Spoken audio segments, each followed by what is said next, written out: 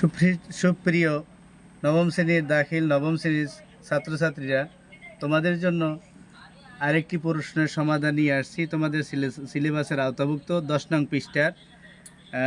নং পৃষ্ঠার মাঝখান বরাবর সহি জুমলায় তালি, এই বাক্যটা শুদ্ধ করতে হবে। কাওয়াইজ আছে, এখান থেকেও দিতে পারে।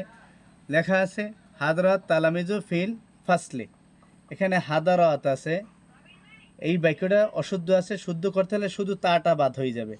হাদারা, এই হাদারা লিখছি, হা দোয়াত্র হাদারা লিখলাম, তা বাদ। আর তা সব ঠিক আছে।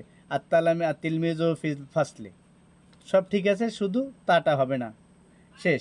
দ্বিতীয়টা ইয়াকুলুল ওয়ালাদাতু তোয়ামু, ইয়াকুলুর জায়গায় ইয়াটার বাদে তা দিতে হবে, তা আকুলু। ইয়ার জায়গায় কি দিতে হবে? তা আকুলু। তা আকুলুল ওয়ালাদু তোয়ামু, সব ঠিক আছে, বাক্য শুদ্ধ হয়ে যাবে।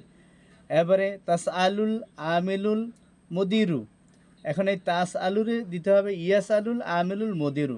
ইয়াস আলু দিলেই তোমার উত্তর কারেক্ট হয়ে যাবে। এটাই তুমি 5 নম্বরের আওতাভুক্ত একটা কাওয়াইজ চাই। আবার সেখানে আমরা শুধু চেঞ্জ হলো কি মনে রাখতে হবে, হাদারত আছে, এই তাটা বাদ হয়ে যাবে। ইয়াকুলু, ইয়াকুলুরে তাকুলু বানাই দিছি, আর বাক্য সব উঠেই দিতে হবে। তাকুলুল ওয়ালাদু তোয়ামু, এখানে পাশে তাকুলু লিখছি, সামনে ওয়ালাদু তোয়ামু লিখে দিলে হবে। তা চালু না, এই উত্তর যেভাবে করি আমরা, আল জওয়াব আনিস সুয়াল, 3 নম্বরের এটা হা নাম্বার গোল, হা নাম্বার দিলাম। এখন সহি জুমলা, তাহলে সহি লিখলাম, সোয়াদ হা সহি। আর জুমলা এখান থেকে লিখলাম সহি আল জুমলা।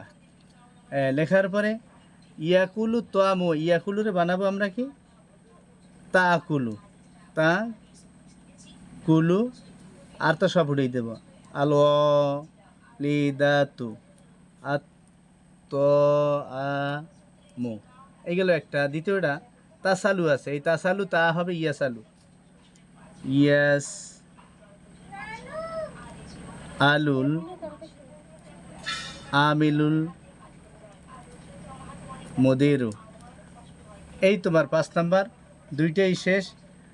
আরেকটা আছে কিনা দেখি। ওই প্রথমটা রয়ে গেছে হাদারাত, প্রথমটা আমি শেষে লিখলাম